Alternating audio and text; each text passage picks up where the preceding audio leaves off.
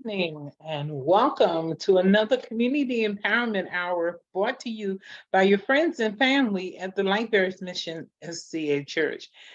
We are very excited about tonight's presenter and our featured chef. And if you are a regular visitor to our Community Empowerment Hours, how we often feature helpful guests, and tonight is no exception. So she is no stranger to LBM and regular visitors to the Community Empower Hour. She is returning tonight to demonstrate how you can enjoy a quick, nutritious, and delicious vegan meal any time of the year, but especially during the holidays when time is so precious. We want to welcome back Tashawn Logan, and we look forward to the goodies she has in store. But before we get to the main event, there's a little housekeeping we need to take care of. As you enjoy tonight's presentation, if you see any that you would like to have the recipe for, simply place your name, your email address, and the name of the dish you wish to obtain in the chat box, and we will be sure to get it to you.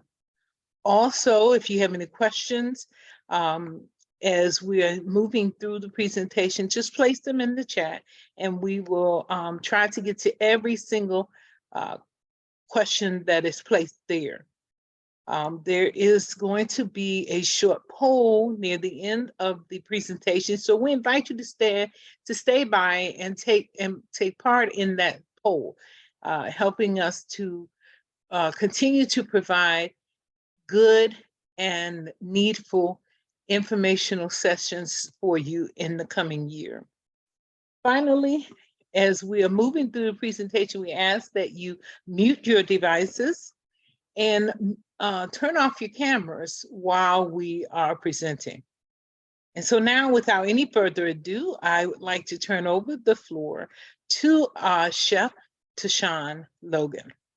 Hey everybody, welcome to The T. Logan. I'm so glad that you guys decided to stop by and to join our cooking class today. Before we get started, let's say a word of prayer. Dear God, please be with this cooking session. Bless those who are struggling with wanting to be healthier, Lord, and who don't know how to eat but would like to eat better. Please be with this session. Bless everything to run smoothly and bless the food to turn out great. In Jesus' name I pray. Amen. I'm so glad that you guys decided to join us tonight. We're excited. Why is this a special session? This is a special session because it is a Thanksgiving marathon. In my mind, it's a Thanksgiving marathon.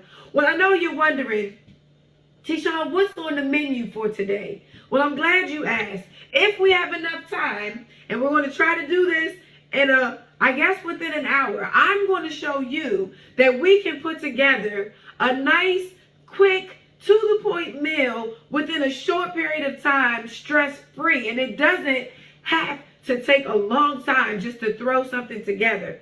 And I also wanted to highlight that some of you think, well, why are we on this trend of trying to eat healthier? And why are we trying to be vegan versus vegetarian, right? What is this whole trend that the whole world is now jumping on board with? Well, I want to say, why not? I've always said this in most of my chats and most of my talks. Why not? Why not now? Now is the time to eat healthier and to be on a more healthier mode. Why do you say that, Tishawn? Because the whole world is on this healthy. Just pay attention to the conversations that's going, the advertisements that we see on the radios, on the TV shows, on every program. Everyone is lifting weights. They're eating healthier. They're promoting Good Planet. Some healthy options are Impossible, right? Gardening. I don't really recommend Impossible, but they're promoting gardening. You have all of these different vegetarian options that everyone is promoting. You have now vegan yogurt. You have now more of a variety of everything, whether it's milk, cheese, cream cheese, everything that you would think about 10 or maybe 5 years ago. They now have it available at the stores, and it's also easy accessible in the stores such as Walmart's, Food Lions, Aldi's. You have Wegmans, and I'm here to show you that you can eat a nice, wonderful meal on a budget. If you're like me, I have a lot of children. I have a large family. And for me, I don't agree with spending most of my time in the kitchen. Nowadays, because we have so many things that we're doing, I often recommend having a more simpler dinner, right? I like to simplify the meals that we eat. And so for Thanksgiving, why do we have to have a more traditional Thanksgiving? Who says that you have to? I don't. But what I'm here to do is to show you one of the staples that you might want to put on your table for this Thanksgiving. Okay? And I love this staple. I often serve it for dinner, and my family love it. It is so good. Even my children love it, and my children can make it. It is so easy.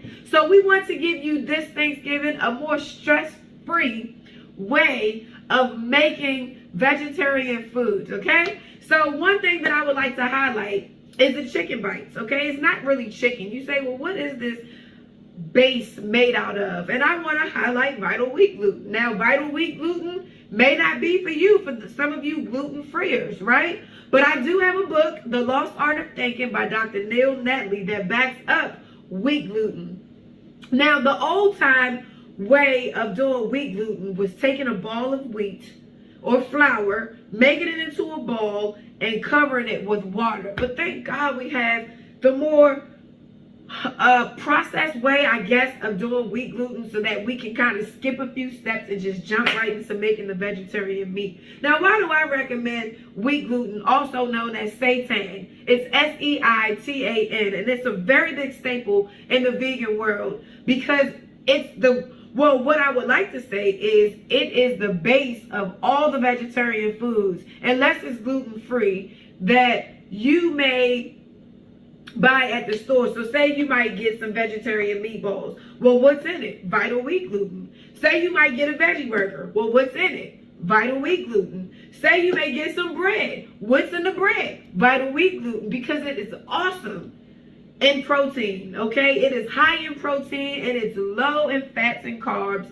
It is a good source of minerals. It is a good source of minerals such as selenium and iron, and oh, guess what? It's also soy-free. So some of you soy-freers out there who can't do gluten-free, right?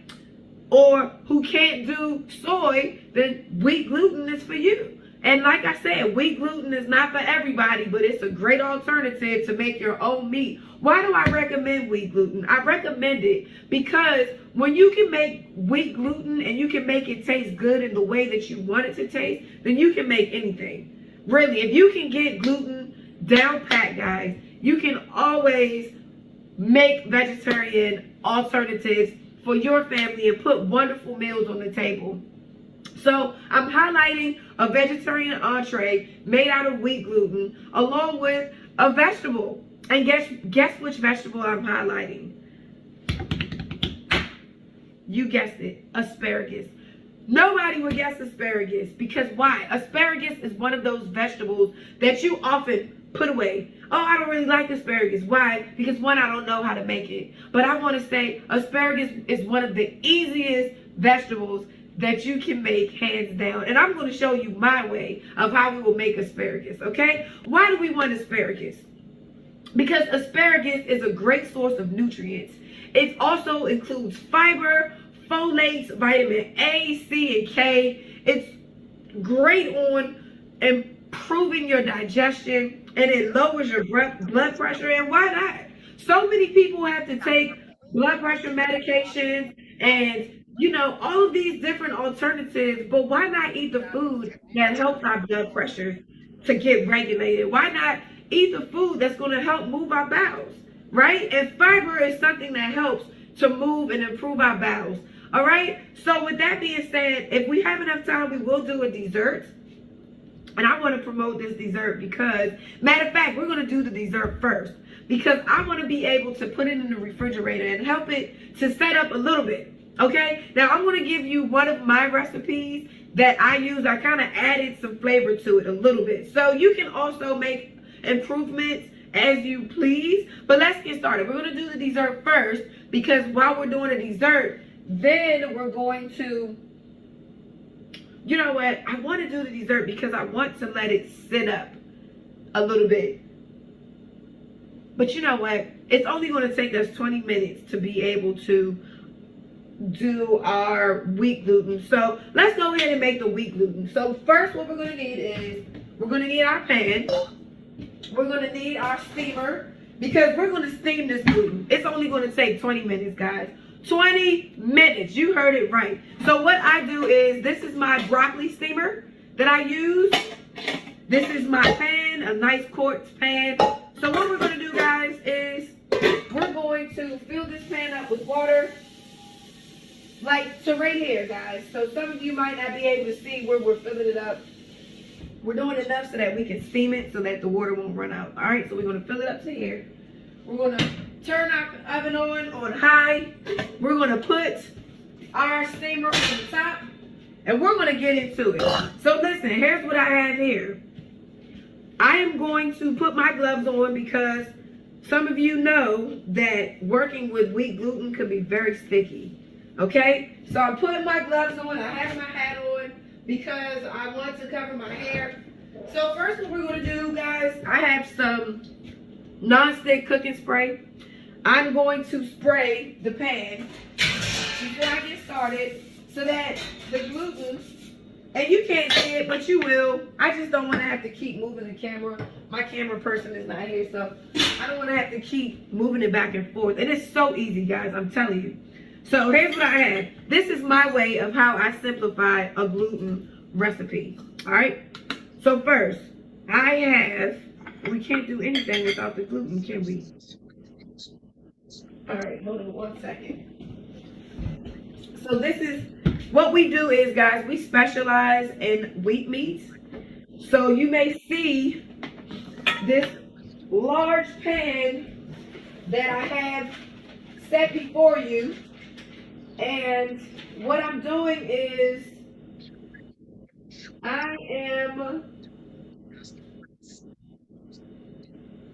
so what I'm doing is, guys, is I'm going to measure it out, because I forgot to measure out the gluten. So we're actually going through this process together. How does that sound? Good. As you can say that it's not easy. So I tried to divvy everything out in advance, but we're going to go ahead and do it together. So what I'm doing is, like I said, we specialize in wheat meat. So I'm going to take the wheat meat and I'm going to, this is how I measure. I take it and then I throw it in the pan, right? And then I make sure that I have enough. So this is going to be great. All right, and I like to have a clean surface. So you'll notice that if I'm cooking, if you've ever followed any of our cooking classes that we did online, you won't see a messy surface. And I know you're wondering, why does she have such a busy surface? I do. It looks busy. That's because it is busy. There's a lot going on that I'm going to show you tonight. Okay, so listen, I'm going to start off with my wheat flour, and I have some vegetable broth here, because you always want to mix your vegetable broth or your liquid in after you put your seasoning. So you have your flour, and then I have some wheat flour here. I did it with white wheat. Wheat flour is a bit thicker because it'll give you your wheat, and wheat is better than like the white flour because wheat will not deplete your minerals. And so now we're just going to start throwing our seasonings in. So I have some garlic powder. I have some salt, right? I have my favorite herb ever, Herbs de Providence, because it has everything in it. It has things like lavender, marjoram. It has your parsley. It has all types of different herbs. And then I have my poultry seasoning. Your poultry seasoning may have like your sages and, you know, your different ingredients that will help you to make it like a chicken flavor, hence poultry seasoning, right? So that's what's going to help you give it this meaty kind of taste. So now I hear my water boiling. And what we're going to do is, I'm mixing it up, guys. I'm mixing all the ingredients up. And I'm getting a nice mix. And how do I know that it's mixed up all the way? I see all my herbs scattered. That's how I gauge it. All right, so let's see if you can see this. There it is. So you see all the herbs kind of like everywhere mixed in. And so what I'm going to do, guys, is I'm just going to start pouring. I'm going to start pouring my water.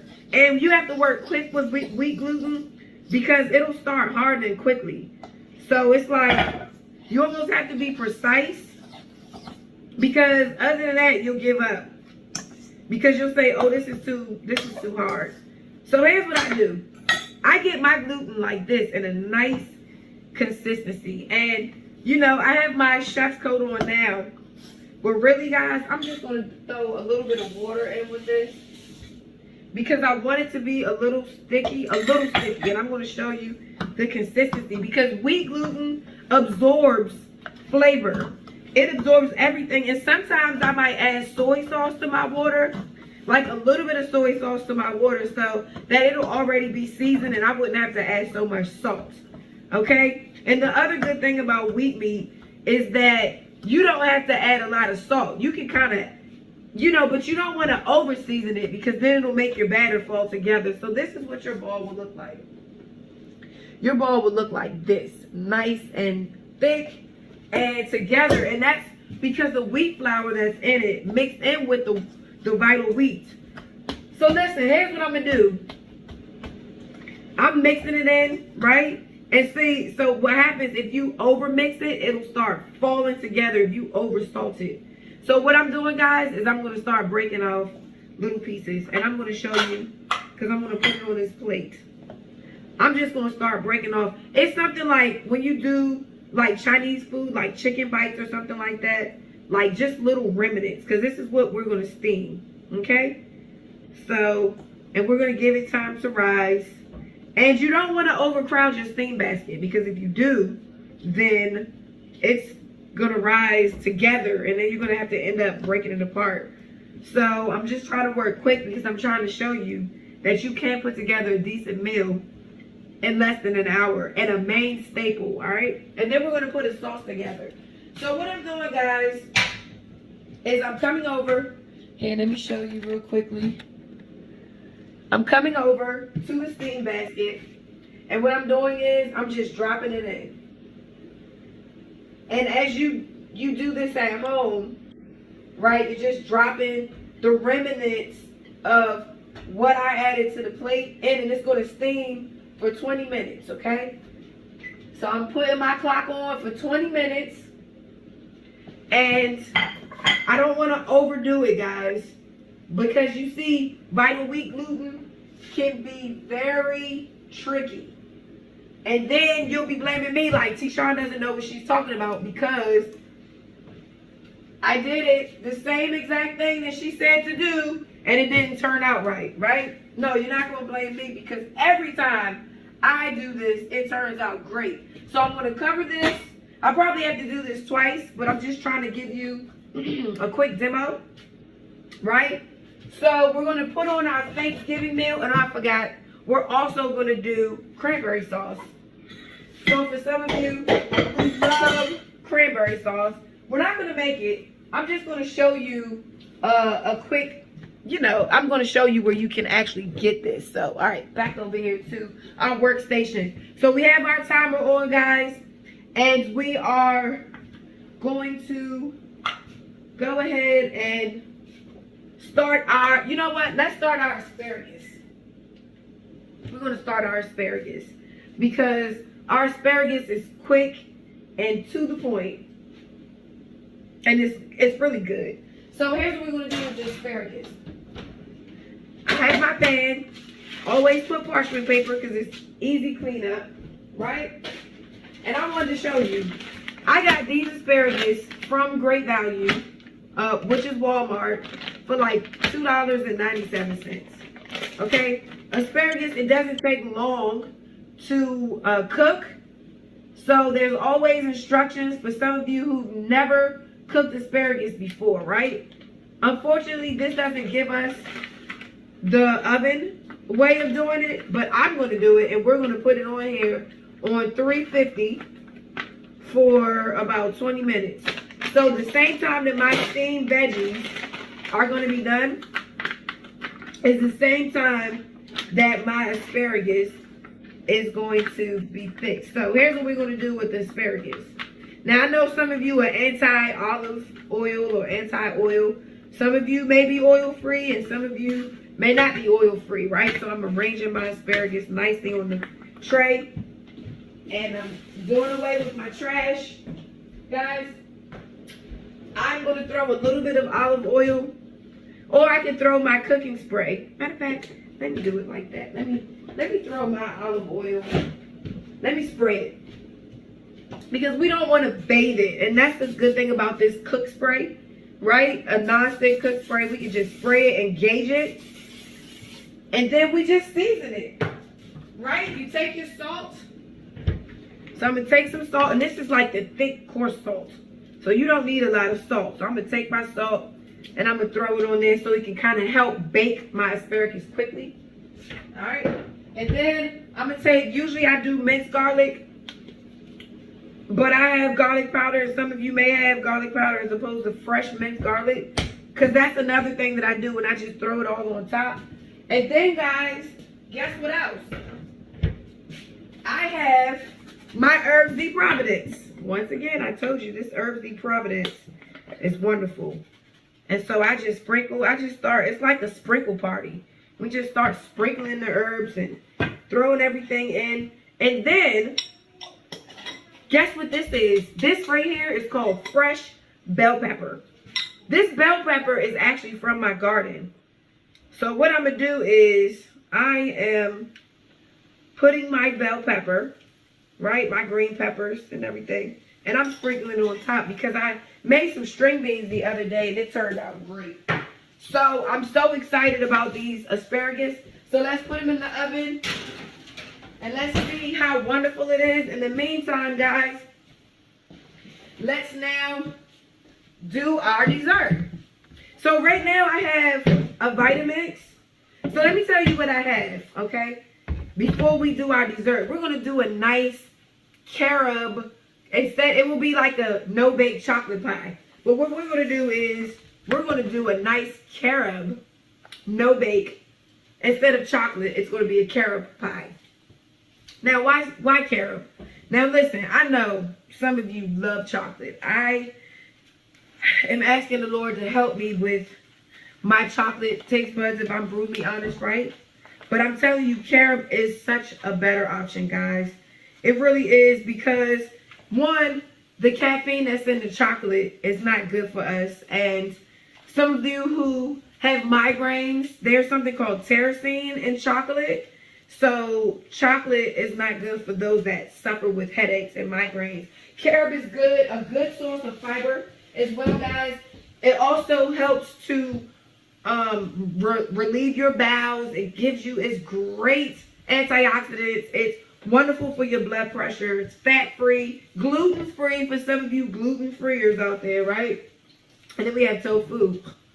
So tofu is a really good source of protein. It's made from soybeans, and it has everything that you would need to be healthy. Now let me tell you this. And this is silken tofu. I forgot to tell you. So let me drain this water, because when you work with tofu, my first time experiencing tofu was horrible. I remember tasting it and it was like the nastiest thing I've had before. But let me tell you, with this tofu, we're using silken tofu because this is going to give us the texture of our whipped, no-bake, creamy carob pie. Okay? So let me tell you the ingredients that I have. I have a no-bake graham cracker. I could sit here and put together a crust, but it would just be very time consuming and maybe a little bit frustrating and messy. on my end for you viewers that are watching. But we're going to do this no bake pie because it's the best option for us right now. So what I'm doing is, you can get tofu from any store. I got my tofu from Food Lion, and most of the time it's on sale. 2 for $3. You can't beat it. $1.50 for some tofu. Come on, guys. It's great. A great alternative. Way cheaper than buying meat, ham bone, a chicken leg. You know, it's way better. So it gives you more protein, more fiber, and it'll help you to live a little bit longer. So for those of you who want life, raise your hand. Because I want it. Alright? Alright, let me put out this nice, guys. And this is real live. We're doing this, you know, I'm showing you the process. So of course I wanted to have everything together, but this just goes with the process of what I would be doing if my kids were out here watching me, you know, put this together. You want silken tofu? I'm going to be messy. Because silken tofu helps you to be able to blend everything up. Okay? So I'm going to put my silken tofu in here. And I'm going to go ahead. So this is going to help us to be able to blend. And you can use any high-speed blender. Some of you may have Blendtec. I have a Vitamix. I love my Vitamix. I got my Vitamix at Costco's. I've had it for 7 years. So I'm doing tofu. I'm going to do my cream cheese. It's a tofu cream cheese. You can get this from like your Mom's or your Wegmans. Wonderful cream cheese option. I love it. I love it. Absolutely love it. So listen, I'm doing a little bit of improvising here because this is one of my recipes, my go-to no bakes. But I'm going to do it without the coconut oil, right? So we have, thus far in our Blendtec, we have tofu, cream cheese. We're going to throw our organic cane sugar in here. We're going to throw our carob powder. Oh, and let me tell you about carob. So this is the carob that we're using today, all right? This carob is from the Australian Carob Company. And I love this brand because it is a premium organic carob from a family-owned South Australian orchard. And you cannot it doesn't get any better than this, guys. So I'm not using this chips, I'm using the powder, okay? And it's made from the purest, most delicious carob chips that will satisfy you right out the bag. And I know this person. I know the owner of this brand, and I appreciate him. So shout out to the Australian company, Carob Company, the Aussie brand, right? I really love them. Shout out to Scott Carnegie, Brother Carnegie, for your product. This is a great product. He has been helping me try to transition out of the chocolate arena, all right? The chocolate ordeal. I need to write a book called The Chocolate Deal. All right? So I'm going to use his brand carob powder, which is a really good brand. And we're going to test it out. Let's see what we can do, guys. So you see the smoke coming from it? All right, and then I have some plant-based milk here. Soy, to be exact. I find that soy milk is thick and it's wonderful. It helps me with all of my baking needs. Okay, so I love his brand, the Aussie brand. I really appreciate him. So we're going to see how this works, guys. We're going to see, and we're going to see. Oh, yeah. That's silken tofu.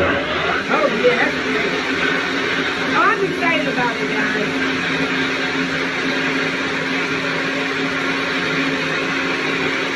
Oh, I'm excited.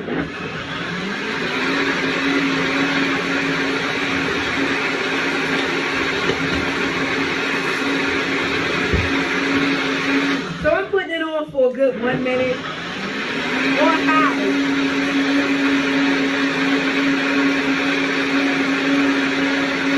And guys, feel free to throw in some flax seed, some chia seed if you want to, because chia seed also serves as a binder, and it kind of helps to set things up.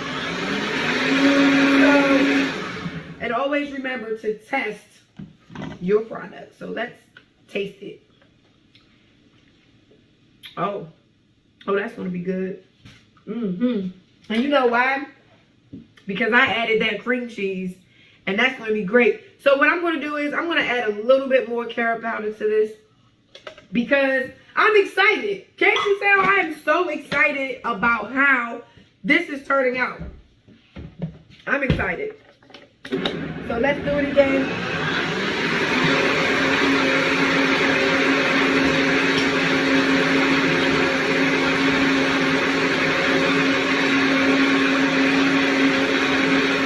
And some of you sweeties out there, you may say, you know what? I need a little bit more organic cane sugar added.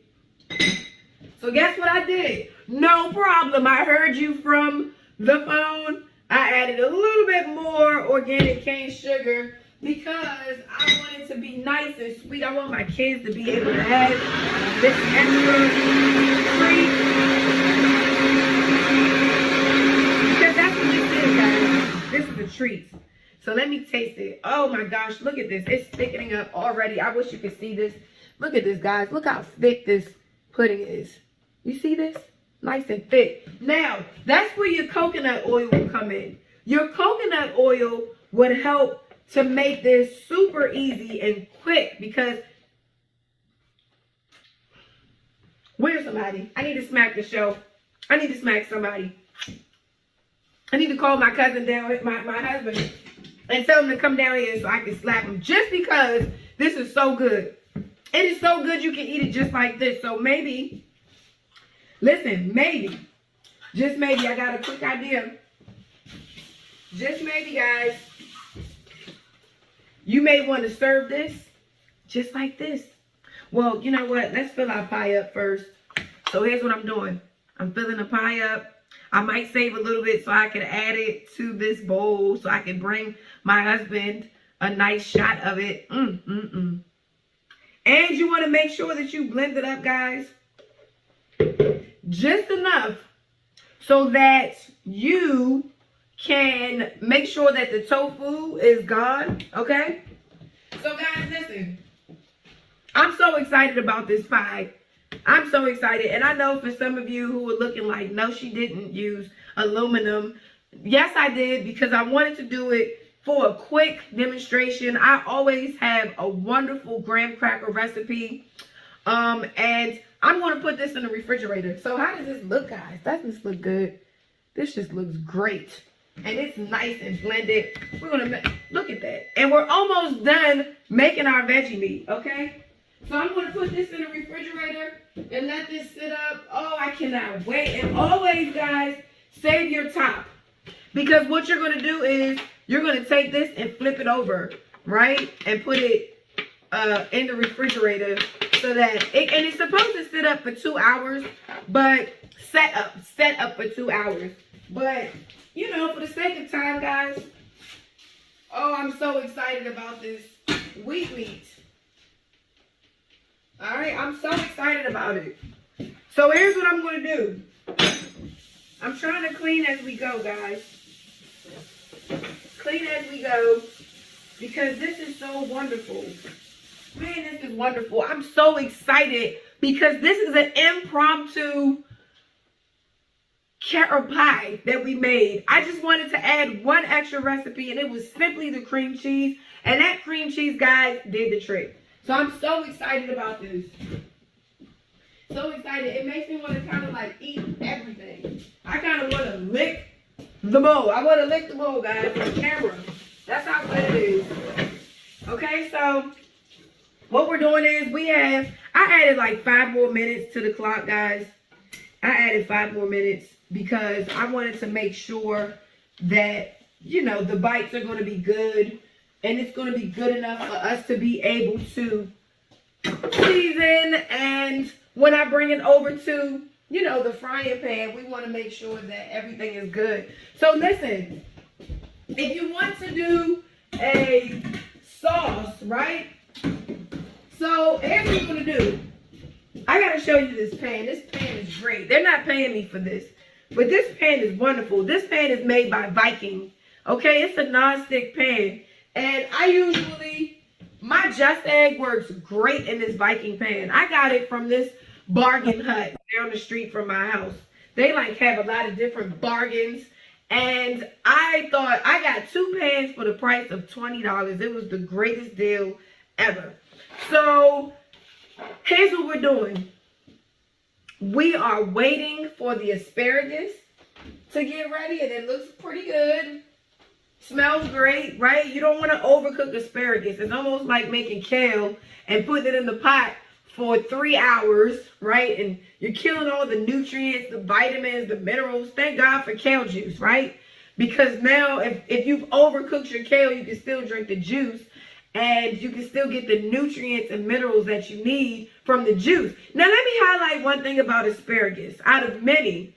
So for us, we're gardeners, right? My husband and I are growing asparagus actually this year and coming. And what happens is with asparagus, it is a perennial.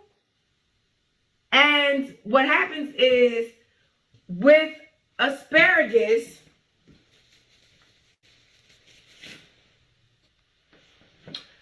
so asparagus is a perennial. And guess what?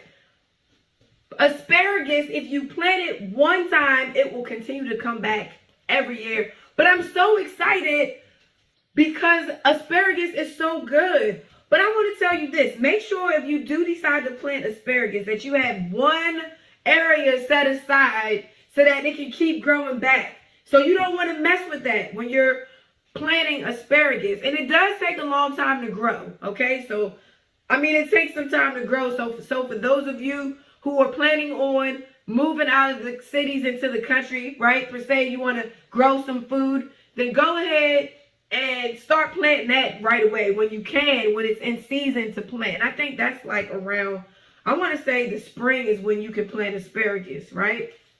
So for some of you who are getting your winter gardens together, your spring gardens, you know, you just keep in mind asparagus is something that you want to grow because it keeps coming back. Just don't move the location that it's in.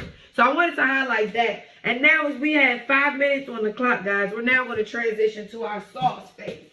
So the sauce that I have to offer, one of my go-to sauces, I actually make sweet Thai chili sauce. I love sweet Thai chili sauce because it's sweet. It's a little hot. We love it in my family. It's a staple.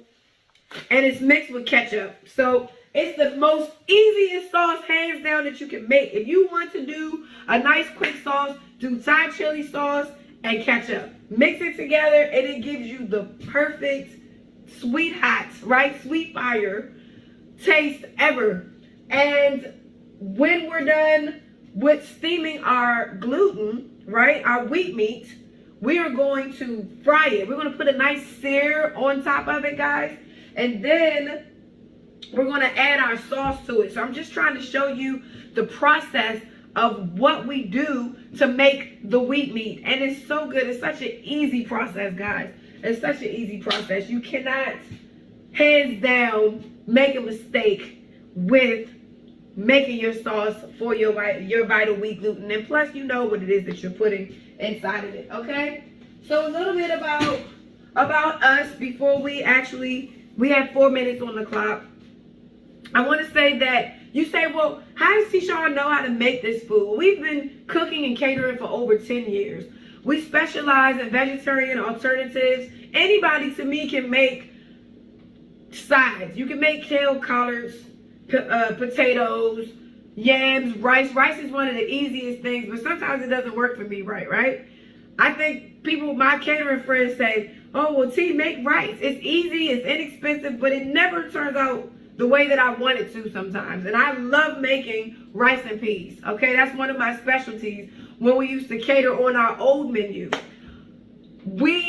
So I do chef behind the scenes, yes. I have a blog, and I want to shout out dmvnx.com. We wrote an article. We do write articles for this online magazine. We talk about vegetarian living, vegan living, you know, the whole healthy aspect. and the healthy lifestyle, healthy living, why you should transition, why not now.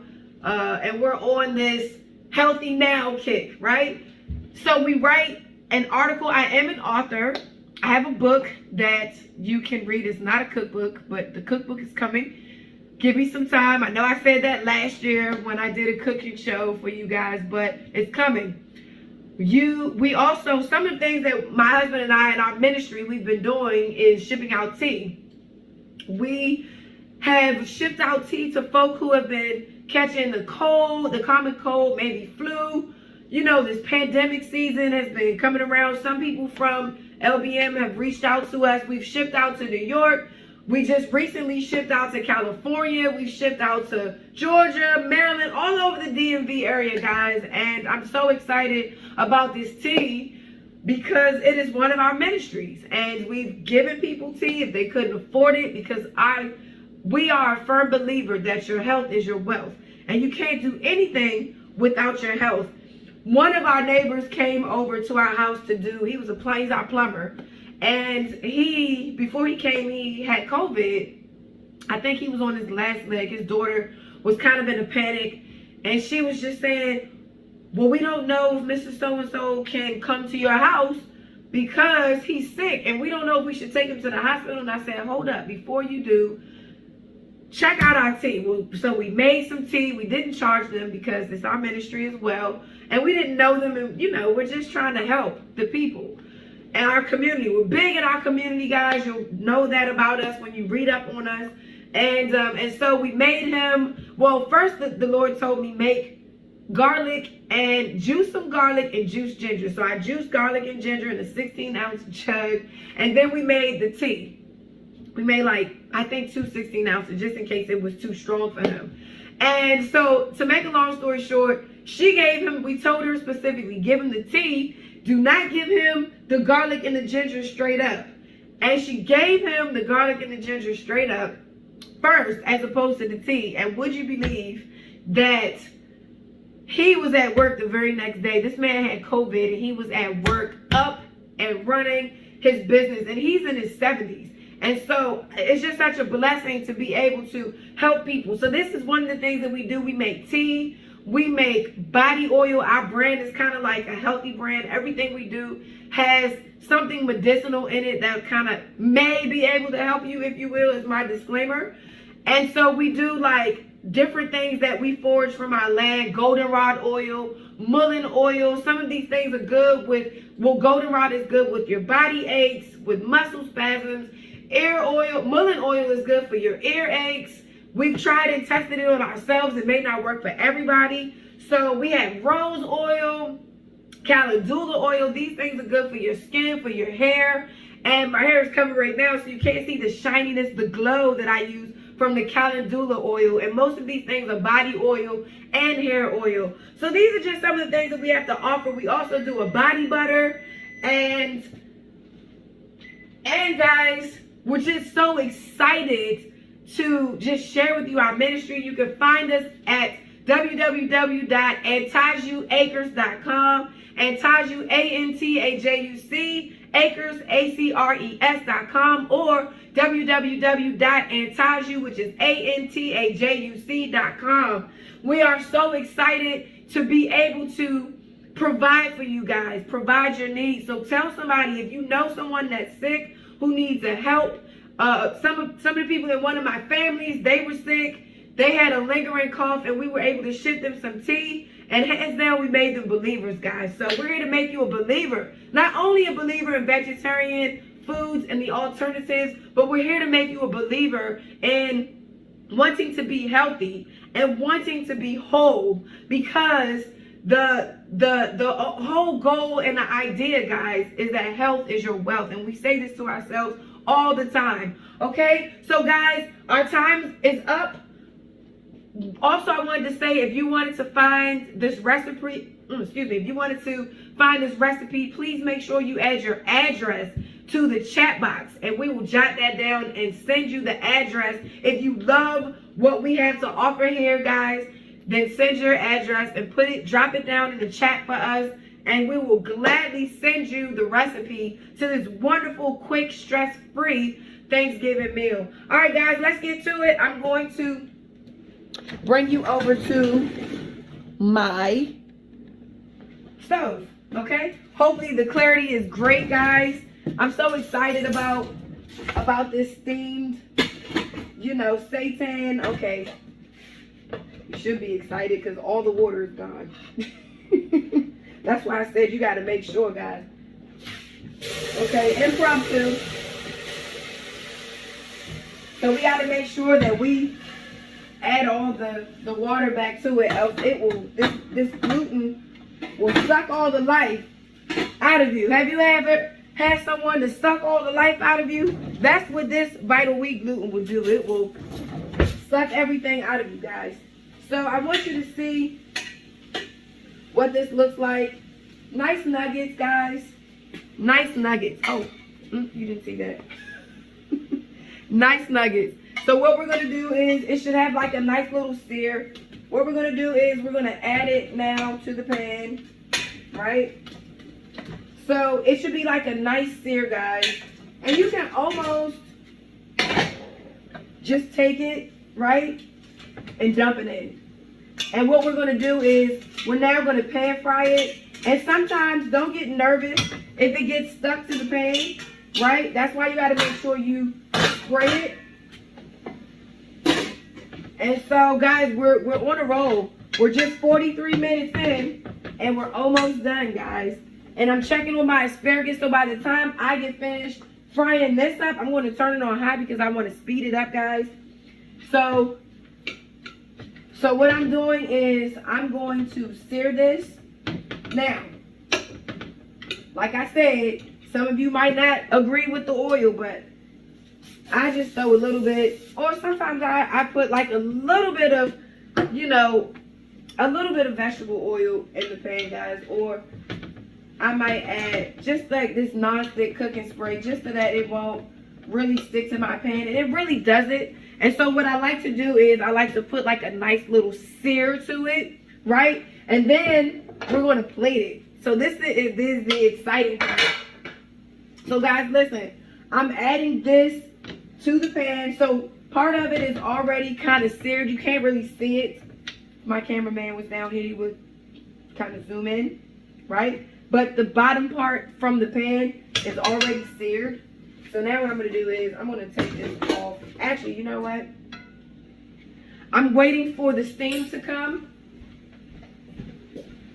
And while I'm waiting for that, guys, I'm going to add the rest of my gluten to the pan. So see, it's called multitasking. And the reason why is because, guys, I doubled the order. I doubled this order. I doubled the batch. And what happens is, sometimes you can put the wheat gluten in the refrigerator. So the same thing. You see, I'm making my second batch. And when you put it in the refrigerator, it tends to get hard. You see that? And it stretches. So you can kind of make gluten the way that you want to. And I forgot to tell you, when we knead it, you knead it for maybe 20 times with your gloves. And you do it because you can do it without gloves, but it's easier to kind of work with the gloves, okay? So I'm going to put my steam top back on. In fact, let me turn this back on. And then I need to put it on for 20 more minutes. And then we'll start plating up our food, guys. How does that sound? Well, maybe I'll put it on for 25 minutes because I know that it'll be together. But you always, guys, make sure you check your water. Because if you don't, your water will get, it will, oh my gosh. You'll just think to yourself, what is that burning smell? And what it is it's the water, because the steam made the water burn out, right? And run out. So we're making good time, guys. You guys are a great audience. I'm so happy. I'm so happy to see you guys tonight. But you know what? Let me tell you, most importantly, I am so excited about that tofu pie. I'm so excited about that because it tastes so good. It tastes so good, and my family is going to be so proud about this pie. So I wish, you know what, let me throw it in the freezer really quickly, because what I want to do is I just want to show you how easy it is. So let me go ahead and throw this in the freezer so that it can be a little bit quicker. I should have probably thrown it in the freezer at first. I guess I need one of those freezers from like Chopped. I need one of those freezers, guys, from Chopped, where you can just quickly throw it in there in like 2 minutes and it'll like power freeze it. So listen, as you can see, my wheat meat is steaming. So that's giving me the go that you're now going to add your sauce, guys. You hear that? Oh yes, listen to that sizzle. Yes, guys. Yes. And you want to make sure your pan is turned down low, because you don't want everything, you don't want this boiling out, guys. So be careful. Be careful with it, guys. But the most important part about making this sauce is that you want to make sure you cover the veggie meat. You want to cover it, guys. And you want to make sure that it's nice and, you know, glazed. And really, if you don't want to fry it, right, then don't fry it. Don't fry it, guys. But for me, I like to do it because it'll like, the wheat gluten is something, sometimes it's almost like tofu, right? Even if you wanted to add some baked tofu to this, and you can get tofu pre-made. For those of you who don't know how to make tofu, you can like buy tofu. It's called tossables, right? And what tossables is basically it's a pre-made tofu that's already seasoned, and you can just throw it in here if you want. But it's a really good alternative for some of you who may not have time like me to do anything, right? And I also want to say for these bites, these seitan bites, if you want like more of a Thanksgiving feel, you can add some gravy to it, right? With some mashed potatoes and asparagus. Or if you want to do teriyaki chicken, right? You can do your teriyaki sauce. Or if you want to do sweet and sour, you can do sweet and sour. Or if you want to do barbecue, you can do barbecue. The sky is the limit, okay? The sky is the limit, guys. So, all right, so right now I'm looking at my pan, all right? And we're about to plate this up nicely. So I just want my sauce to kind of get baked on there, guys. And then we'll come back. So let's come back over here. All right. So let me find my top. I know I'm everywhere, but I just wanted to make sure that I gave you a little bit about me, guys, because I love cooking. I absolutely, positively enjoy cooking. Like this right here this is just what I live for. I got the wrong day, guys, but that's fine, because you know what?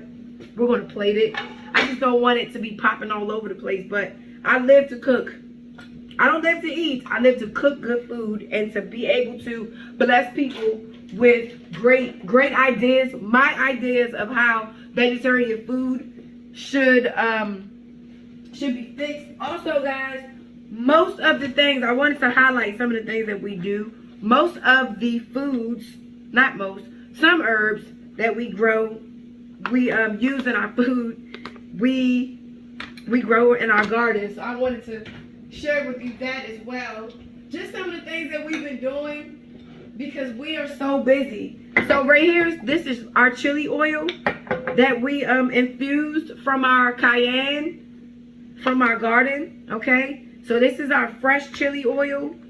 And then this is our powdered cayenne that we made because we had a plethora of cayenne. And this is our jalapeno powder.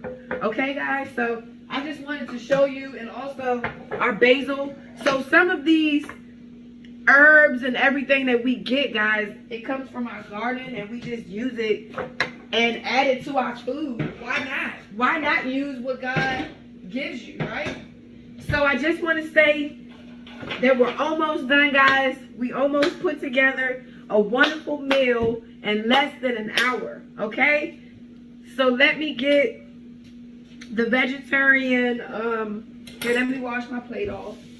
You always gotta rinse your plates because you don't know if there's dust or whatever is going on. And I'm telling you, this is real. This is live, guys, because I wanted you to go through the process. Yeah, I could have pre-divvied out, you know, the carob. And I mean, I did for the desserts, but I could have pre-divvied out everything. And it would have been a way quicker process. But I really wanted you to go through most of the process with me so that you can see exactly how easy this is. Okay, guys, so listen. We got our asparagus. Our asparagus is pretty much ready, okay? So I'm taking my asparagus out and I'm preparing to plate. All right, I'm preparing the plate. We have a few minutes on the clock. And we want to show you guys, okay? So this is what I would do with the asparagus. And you don't want to cook the asparagus too long, okay? You don't want to cook it too long. So, here's how I would plate this if I were to plate. Alright? Let me get some of the veggie meat. So, I'm going to get the veggie meat out. And by the way, guys, man, this looks great. Listen, I tend to get messy, but I would have already had it plated, but this is what it looks like. I know it looks kind of different, but you know what? What I would have did was just dip it in there so it could be nice and sticky. But I just wanted you to go along, like I said, with the process. So we're just going to add like a little bit of the veggie meat to the plate. And I have my fresh bell peppers from the garden. It's exciting. All right, guys. So this is called a healthy plate right here. And I also wanted to highlight too, I was doing some research in Counsels on Diets and Foods, guys. Great book to pick up. Because we eat too much. Who says for Thanksgiving you have to have 10 things to eat? You know, our food, our stomachs can only tolerate so much. And who says that you have to have a million things? If you have 3 or 4 things on your plate, then you'll be fine. Because most of the time, our stomachs can't handle it. Because it's too much. You want to make sure you have a nice, look at this platter. I'm going to show you, hold on, let me show you what this is going to look like. With this is cranberry sauce. So, someone had requested cranberry sauce. And guess what? I'm going to give them cranberry sauce. So here's what we're doing. I got a nice organic cranberry sauce. This is called Cape Cod cranberry sauce, guys. Can you see this? Cape Cod cranberry sauce. And Cape Cod comes from Food Lion. And it's like $2 or $3. And what happens is, instead of having high fructose corn syrup, it has cane sugar. Which is the easier, better idea, better way of sugar. Okay, so here's what I'm going to do. Some of you just got to have your cranberry, right? So there we go. There we go, guys. It doesn't have to be this extravagant cranberry meat vegetable. Of course, it'll look more like this. I would have did macaroni if we had the time. But I just really wanted to show you a quicker way. So listen, we're doing our veggie meat. Last, we're going to taste it. And I'm going to tell you what I think. And then I'm going to pull out the pie. Because I want to show you what the pie is supposed to look like. You get the drift. Like, look, you see how nicely the pie is set up? So guys, listen. We did the pie. Hold on, let me fix the camera so you can see what we have to offer here. So listen, guys. There's my idea of a nice vegetarian meal. Okay, nicely, kind of cutely plated, right? That's good. It's seasoned greatly. Okay, it's kind of falling apart. But listen.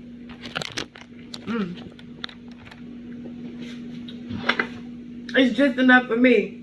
This meal will serve at least 5 people. Okay? This meal, I got 2 bags of asparagus. Great.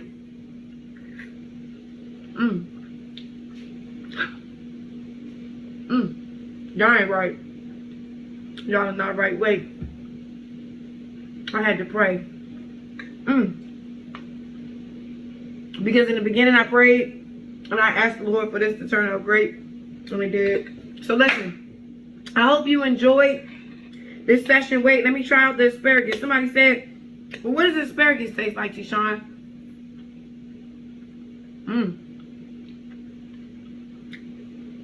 That asparagus is great. It just needs a little bit more salt, guys.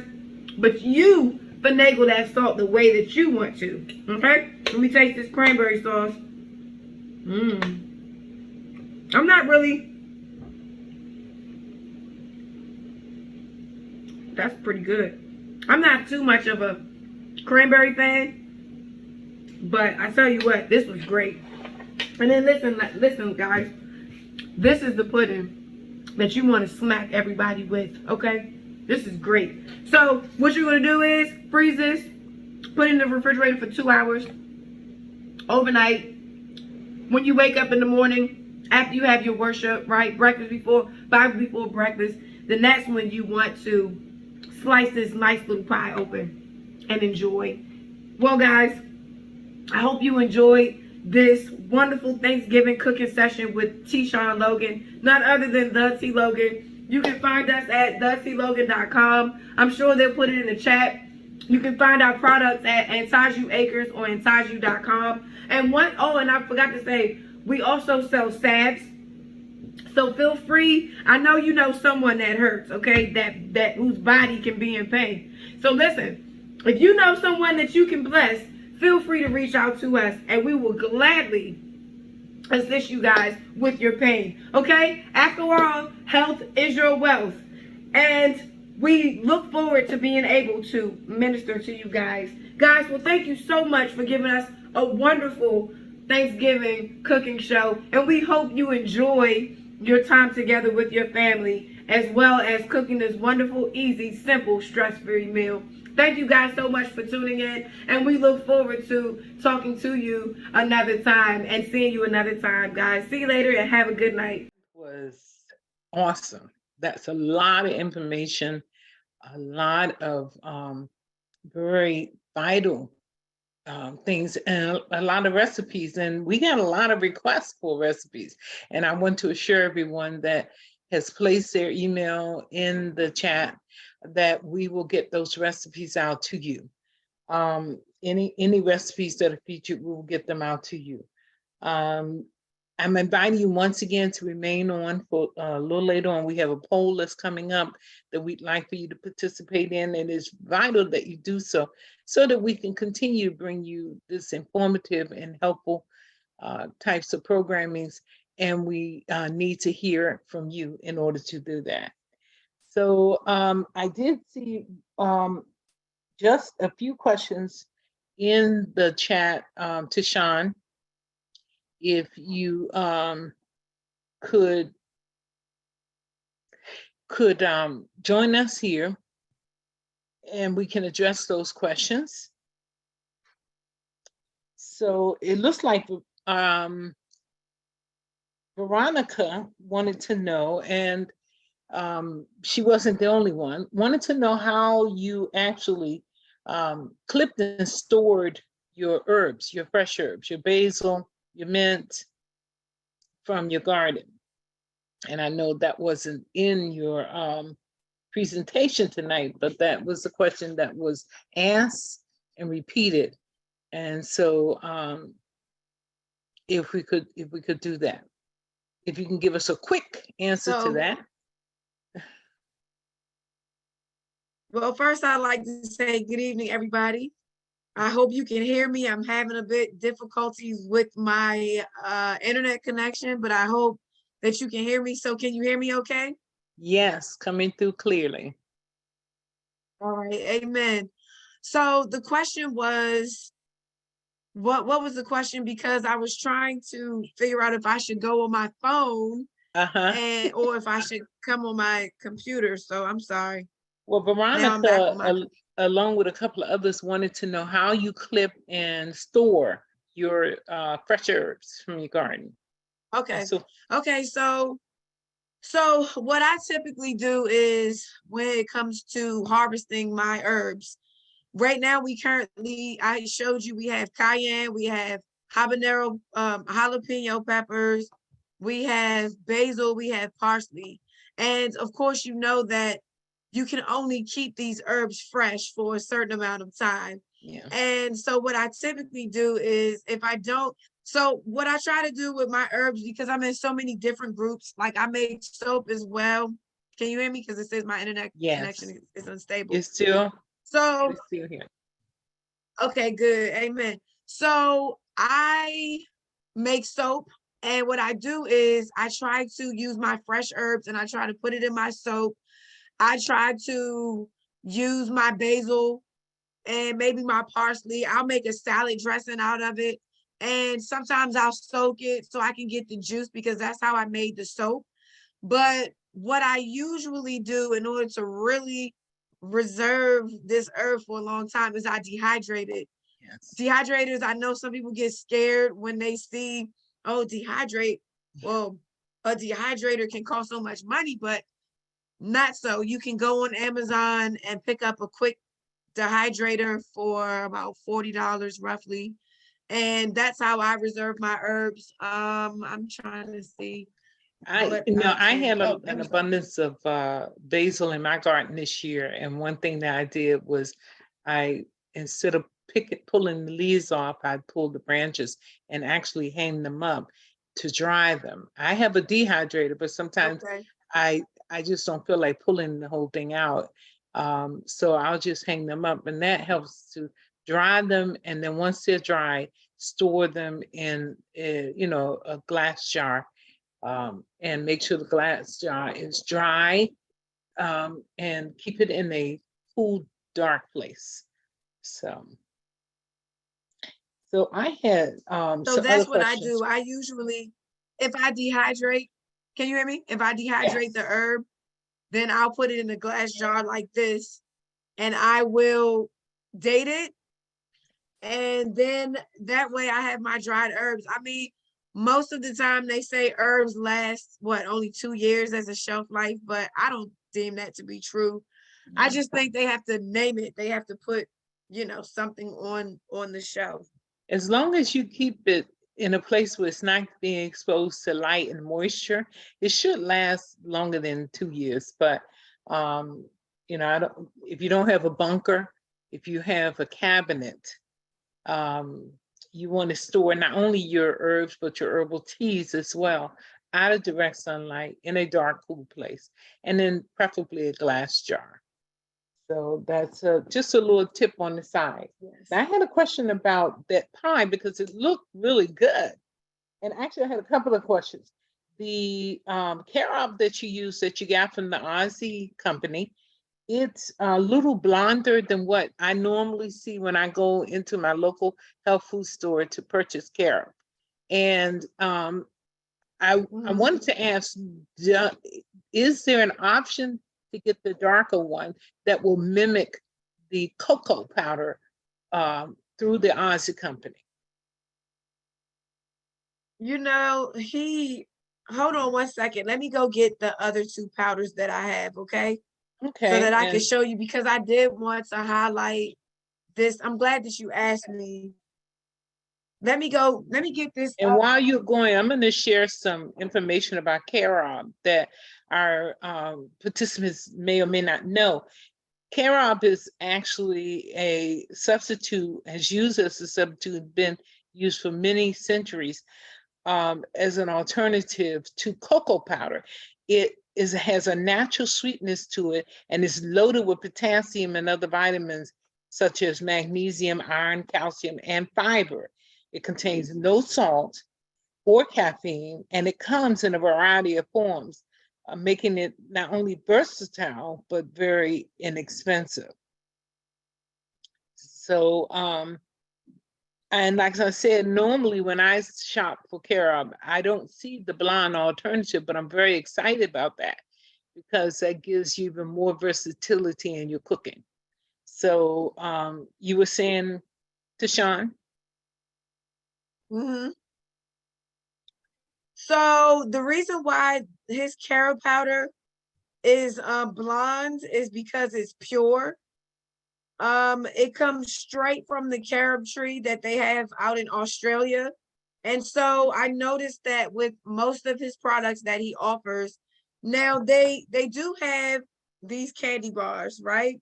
They are really good. And I know, you know, I do like this. I hope you can see this Aussie brand. Yes. Now these mimic the real color of chocolate, and they really do taste really good. And this is a reason to give up chocolate, these bars. Yeah. So for those of you who are trying to transition and you're wondering about carob, as Sister Terry was saying, you know, well, one thing about carob is it tends to be bitter, but I noticed that with his carob, it is it's more in a pure state. As you see, I've been really using this, and some of my clients, when they don't really miss the chocolate when they try this brand.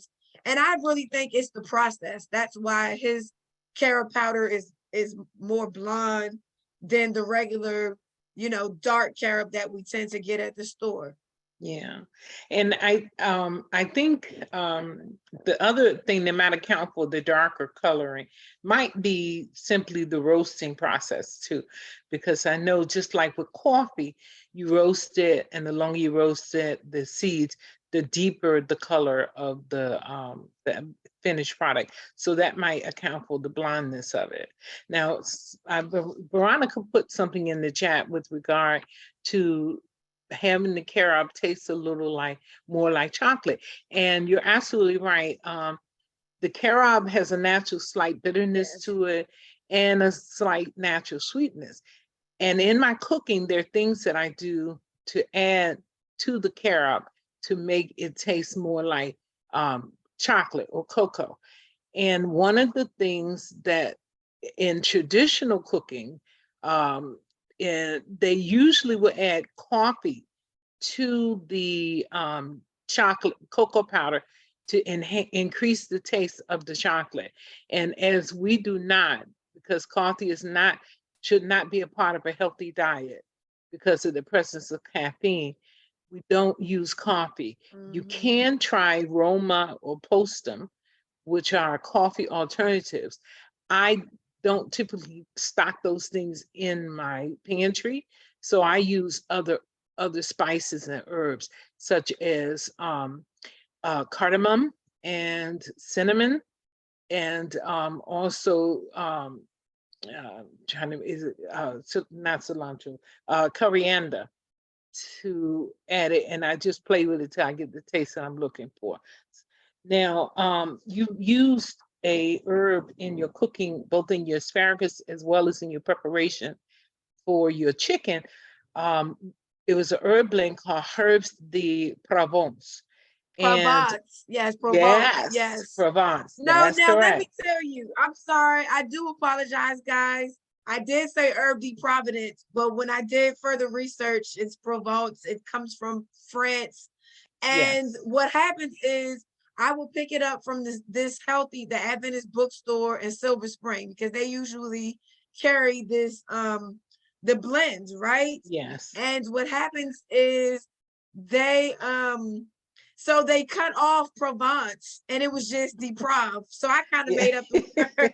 I kind of made it up, Providence, right? And even Yes. though it was Prov, herb deprived, but I Yes. wanted to tell you guys that it typically has rosemary, thyme, savory, fennel seed, basil, lavender, and marjoram.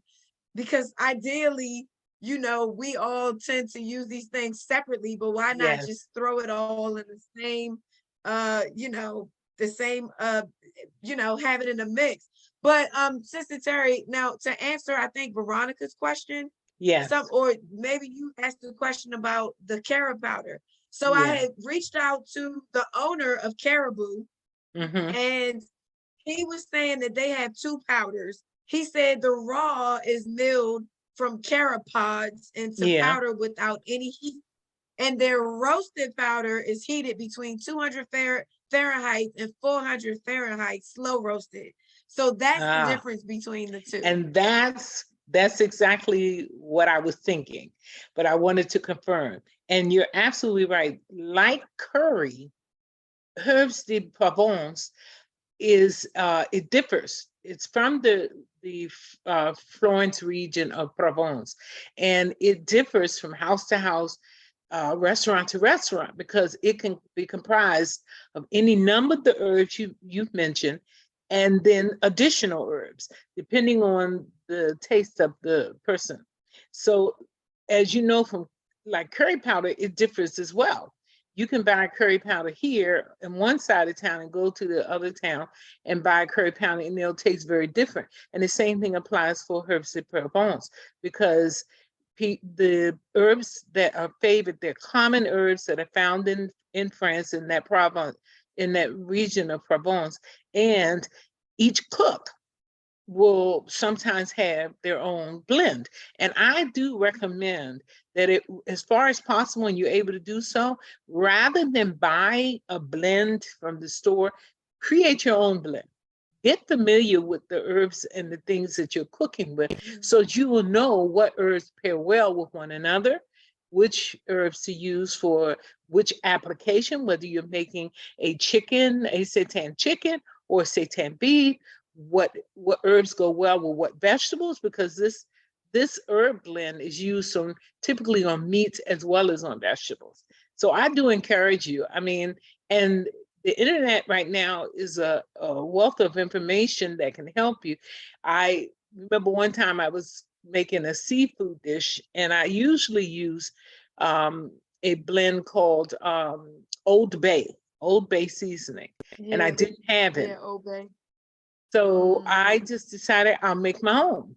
And that's what I did. And I liked mine. And often the reason why I prefer making my own is because there are additives in a lot of these blends that we may not be aware of. Some want to add MSG, some add other things. And when you are in control of your ingredients as you're cooking, it makes you a better chef, because you know exactly what's in there. You know how to achieve the taste that you want, and you can know with much more confidence that the food you're serving your family and others is healthy and good.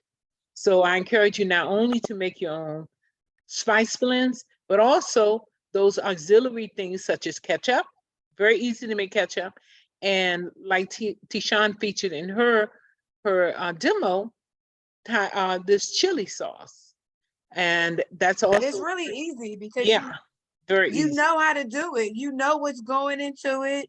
You know, for some of you that's on here, you may have diabetes, high blood pressure, you know, and the good thing about the seitan is that you can add what you want. Sometimes when we're doing liquids instead of vegetable broth, you may want to add pumpkin seeds inside the vegetable broth, blend it, and then put it inside the wheat gluten to add added protein. I wanted to say one more thing in reference to the carob. So when it's no heat, it equals to the blonde off-white carob powder. And then the heat turns the roasted carob powder light brown. So that was just the icing on the cake with us from Brother Carney, who owns caribou.com. So that's just so exciting. I'm so happy that he decided to give us that information to answer your question. Thank you. That's great information. Also, I wanted to ask you, for those who are trying to go soy-free or limit their soy for whatever dietary constraints they have, do you, or is there a recommendation you can give them as an alternative for the tofu in your no-bake pie? I think, was this the first time you made this recipe? It was yes, this was the first time that I made it, because usually I do I was going to do a cream cheese. But I said, you know what? Some people may not be able to have a Trader Joe's, or they may not have a Mom's Organic Market, because I typically would omit the tofu and just do the cream cheese. You see what I'm saying? And the Yes. cream cheese wouldn't be the soy, but it would kind of be a coconut based Yeah. product or alternative, and it works even better to me, in my opinion, than the tofu. So typically in this pie, a cream, and then this is what will make you have a no bake cream cheese. Yeah. You know, cheesecake. I was You gonna would say, so it'd basically be more omit like the a cheesecake. tofu. Yeah. And I Exactly. So think you just would the omit it, cheesecake and then, alone would be great. Yeah. Because it would be oh like a yeah, cheesecake, like you said. and then you wouldn't have to worry about, of course you would blend, but see, the tofu is what kind of helps you to be able to blend it up in the blender, as opposed to having a cheesecake. You Right. know, the tofu cream cheese or something, you would just blend it up with the blender, and you would add your coconut oil. You know what I It mean? And then seemed to that's have a what will make very it a no bake. silky texture, the pie, the finished product, and looked like it was very, very silky. I was jealous that I couldn't taste it with you, but it looked like it was I very tell you what, silky. And I would say, just from, my family uh, tried it. It was gone yeah, the same day. My kids loved it, I can hands believe that. down. It looked just totally delicious. And I can imagine that they just gobbled it up. But I will tell you that what I have been experimenting with, um, as an alternative to tofu, is if you are trying to go soy light or soy free, there's something called agar agar. And if you're blessed enough to be near a Korean market, it's usually stocked at the Korean markets. That is a plant-based gelatin agent that you can use as an alternative with the milk of your choice, whether it's coconut milk or soy milk, as an alternative to in making this pie. As Tashawn has said, the texture will be a little different because the silken tofu brings a bit of silkiness to the final product. And so it'll be a little lighter, but it's an alternative for those who are trying to be soy light or soy free. Also, another alternative, if you're lucky enough to find Gelwell, which is a plant-based gelatin, you can do the same thing as you would with the agar agar, which might be a little more easier to find in the marketplace. So those are two alternatives that you can use, and just substitute milk with the And agar you can agar also or the find gelatin.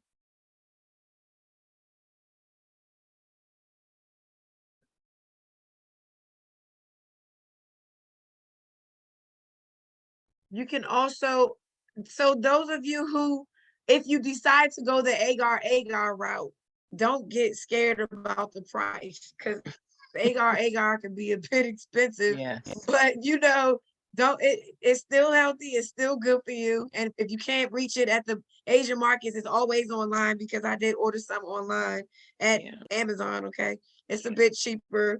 So And again, if you can't find the agar agar, you can always look for the Gelwell, which will help. And of course, there's always tapioca pudding. I'm sorry, tapioca flour and cornstarch as thickeners. Now that's going to give you a much softer consistency, and it won't sit up as firmly as it would with the tofu. So, you know, those are options for those who might want to avoid a little soy. Um, and we've had a number of I had requests. one. Sure, go ahead. Oh, okay. I wanted to answer the question earlier about where does the what about the basil and harvesting the mints. If you go on my YouTube channel, The T Logan, you will see that I actually did a live video on how to harvest the basil, and I believe what we do with it afterwards. Yeah. So we kind of like have a lot of different lessons from the garden.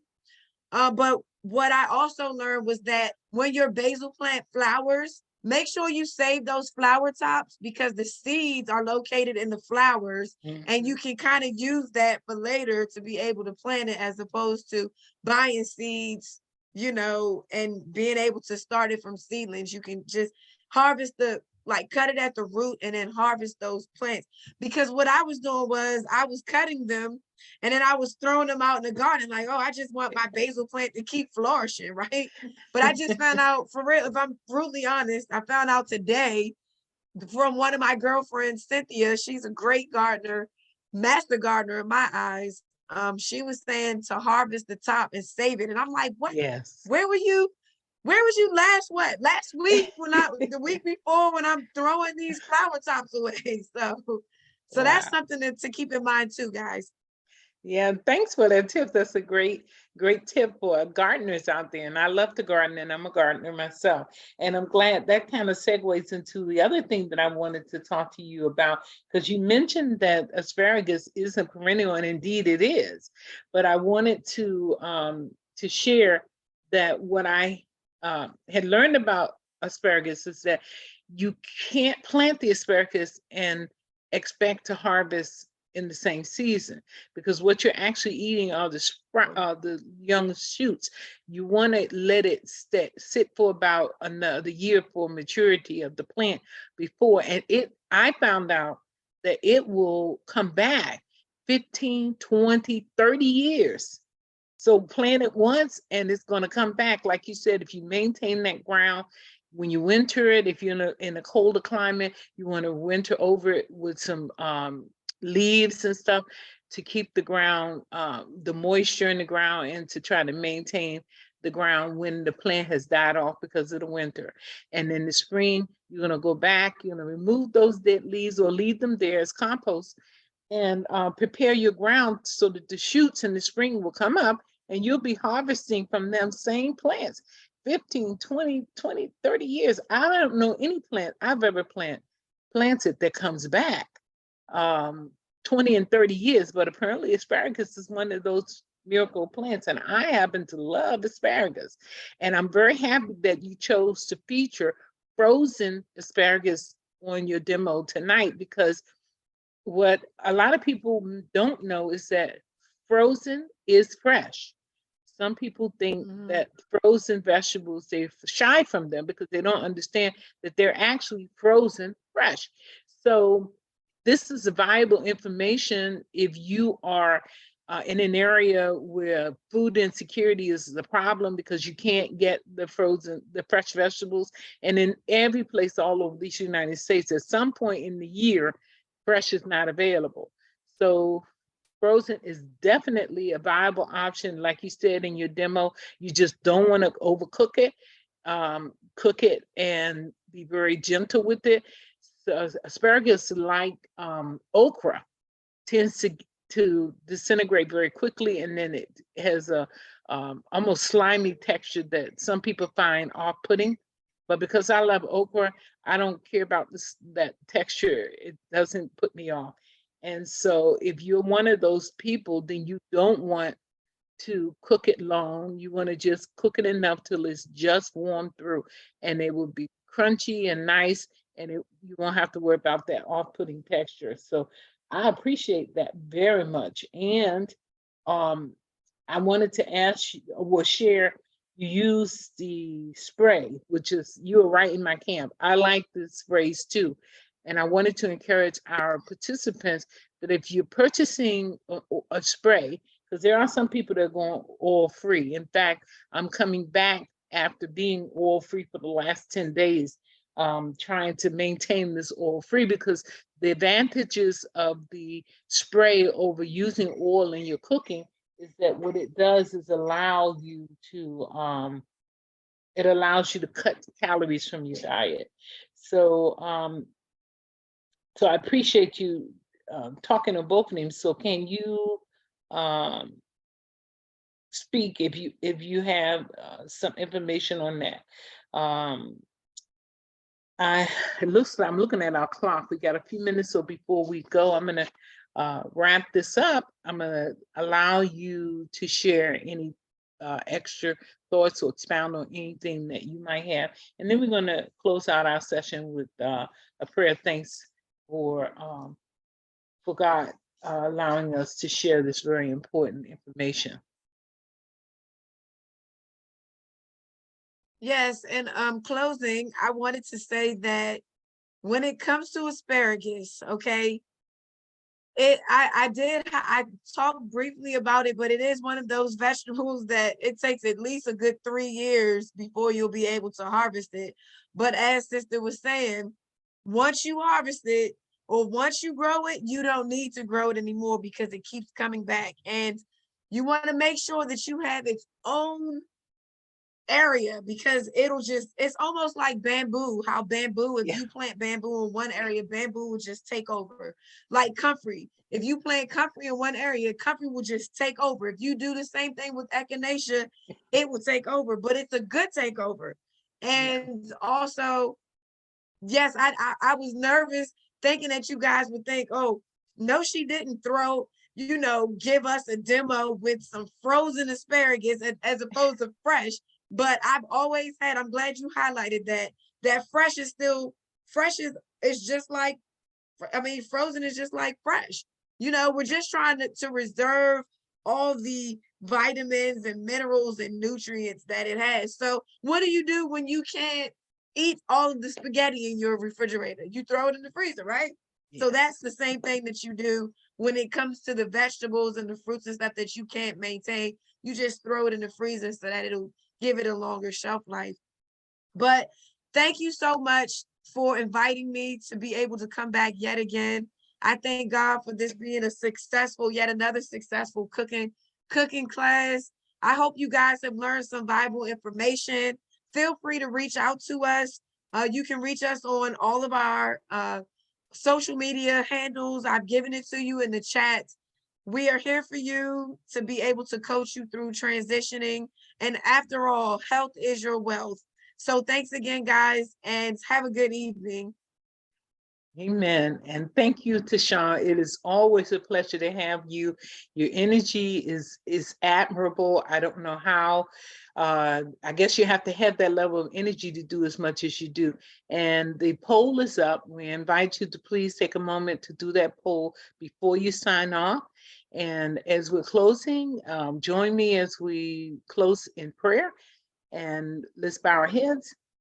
Heavenly Father, we thank you, Lord, that you have blessed us to have available to us such an abundance of information and wealth of knowledge so that we can live healthier, happier lives for your glory. We ask, Lord, that those who have joined us this evening, that they have received the blessing you have prepared just for them. And we thank you for Sister Tashawn and the talents that you have blessed her, that she is so eager and so willing to share. We pray that you will continue to be with each one of us as we leave each other's presence, but we never leave your presence. We ask all these things in your Holy Son's name and for his sake. Amen. Thank you all again for joining us. Please take a moment and fill out this poll before you leave. May God bless you and keep you, and with health and happiness.